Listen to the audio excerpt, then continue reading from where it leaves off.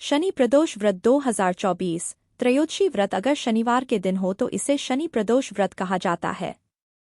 वैसे प्रदोष व्रत के दिन भगवान शिव शंकर की पूजा की जाती है, लेकिन अगर प्रदोष व्रत शनिवार के दिन होता है तो इस दिन शिव जी के साथ साथ शनि देव की पूजा भी की जाती है। शनि प्रदोष व्रत 2024 अप्रैल माह का पहला प्रदोष व्रत 6 अप्रैल दिन शनिवार को है। पंचांग के अनुसार यह व्रत हर महीने में दोनों पक्षों की त्रयोदशी तिथि को रखा जाता है। अप्रैल में पहली त्रयोदशी तिथि शनिवार के दिन पड़ रही है, जिसे बहुत खास माना जा रहा है। त्रयोदशी तिथि अगर शनिवार के दिन हो तो इसे शनि प्रदोष व्रत कहा जाता है।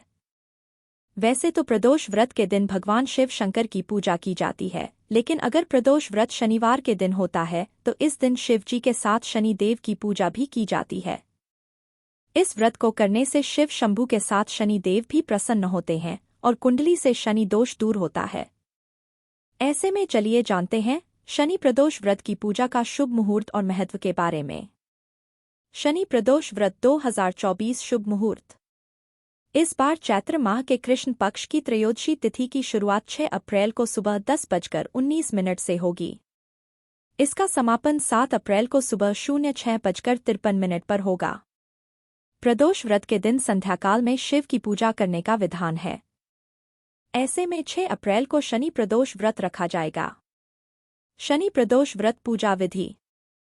शनि प्रदोष व्रत वाले दिन पूजा के लिए प्रदोष काल यानी शाम का समय शुभ माना जाता है।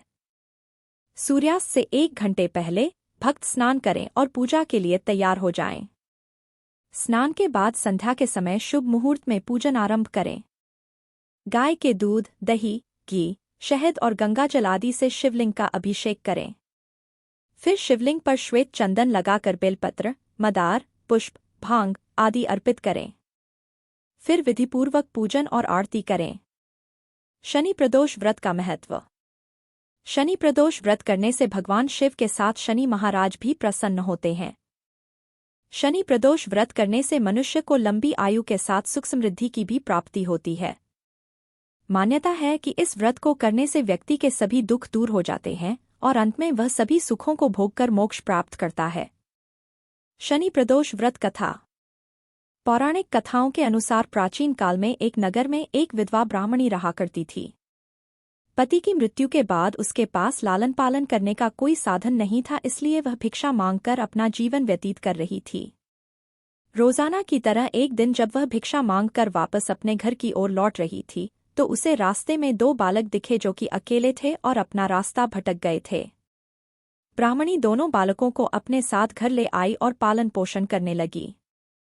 जब वे दोनों बालक बड़े हो गए तो ब्राह्मणी उन्हें लेकर ऋषि शांडिल्य के आश्रम गई। वहां जाकर ब्राह्मणी ने ऋषि शांडिल्य से अनुरोध किया कि वह अपने तपोबल से बालकों के बारे में पता लगाए और ऋषि ने ब्राह्मणी का स्वच्छ मन देखकर उसकी बात मान ली। ऋषि ने अपने तपोबल से पता लगाया और बताया कि यह कोई साधारण बालक नहीं है, बल्कि ये दोनों बालक विदर्भ राज के राजकुमार हैं। गंधर्व नरेश के आक्रमण से इनके पिता का राजपाट छिन गया है। यह सुनकर ब्राह्मणी ने ऋषि से कहा कि कोई ऐसा उपाय बताएं जिससे बालकों को अपना राजपाट व घर परिवार वापस मिल जाए।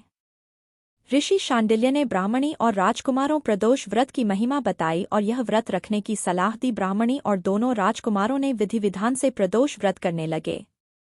एक दिन बड़े राजकुमार की मुलाकात अंशुमति से हुई और दोनों एक दूसरे से प्रेम करने लगे। इसके बाद ब्राह्मणी ने अंशुमति के पिता से विवाह की बात की तो वह मान गए और दोनों का विवाह हो गया। अंशुमति भी एक राजा की पुत्री थी और उसके पिता के सहयोग से दोनों राजकुमार ने गंधर्व पर हमला किया और उनकी जीत हुई, जिसके बाद दोनों राजकुमारों को अपना सिंहासन वापस मिल गया और गरीब ब्राह्मणी को भी एक खास स्थान दिया गया, जिससे उनके सारे दुख खत्म हो गए। राजपाट वापस मिलने का कारण प्रदोष व्रत था, जिससे उन्हें संपत्ति मिली और जीवन में खुशहाली आई।